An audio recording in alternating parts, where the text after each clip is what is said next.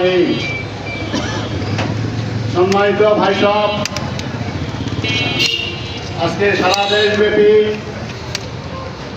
জামাত সাহেবের ডাকে দেশের প্রতিটি জেলা শহরে মানববন্ধন কর্মসূচি পালিত হচ্ছে।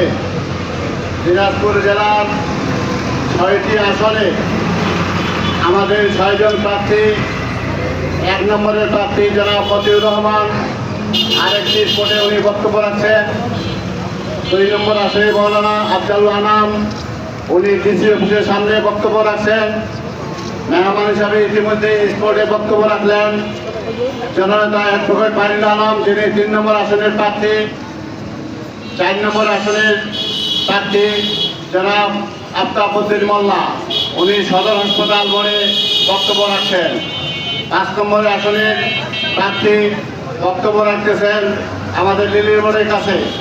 6 নম্বরের প্রার্থী জনাব আনোয়ার ইসলাম, উনি বক্তব্য রাখতেছেন আমাদের ইনস্টিটিউট প্রাঙ্গণে। সম্মানিত ভাই সব, এছাড়াও আমাদের জেলা এবং উপজেলা নেতৃবৃন্দ বিভিন্ন স্পটে বক্তব্য রাখছেন। আমাদের আজকের এই কর্মসূচি ইতিমধ্যে আমরা গত 1 দিন আগে জেলা প্রশাসন বরাবরের সারা দেশে স্মারকলিপি প্রদান করা হয়েছে। আজকে আমরা মানববন্ধন কর্মসূচি পালিত করতেছি। আমাদের দাবি হচ্ছে জামাত সাহেবের 5 দফা দাবি। 1 নম্বর হচ্ছে পিআর পদ্ধতিতে এই নির্বাচন বাস্তবায়ন করতে হবে। আগামী ফেব্রুয়ারিতে নির্বাচন আগেই পিআর পদ্ধতি চালু করার জন্য সরকারকে পদক্ষেপ গ্রহণ করতে হবে। 2 নম্বর হচ্ছে লেভেল প্লেয়িং ফিল্ড। আমরা এখন দেখতেছি বিভিন্ন জায়গায় বৈষম্য এখনো চলতেছে। এখনো কোনো দলের পক্ষ থেকে ঘোষণা দেওয়া হচ্ছে দাঁড়িপাল্লার কোনো লোককে আমরা ভোট কেন্দ্রে থাকতে দেব না। এটা যদি লেভেল প্লেয়িং এর মানে নমুনা হয় তাহলে সেখানে সুষ্ঠু নির্বাচন হবে না। সেই জন্য আমরা চাচ্ছি সরকার যেন লেভেল প্লেয়িং ফিল্ডের আয়োজন করে তারপরে যেন নির্বাচনের তারিখ ঘোষণা করে।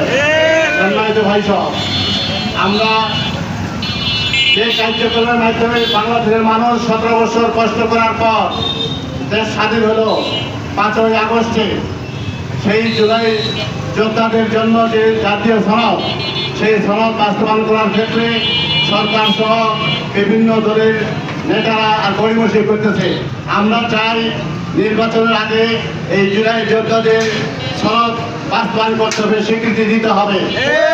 এটা ছাড়া আমরা ভোট করার ক্ষেত্রে আমরা দ্বিমত পোষণ করতেছি। প্রয়োজনে আন্দোলন করবো, প্রয়োজনে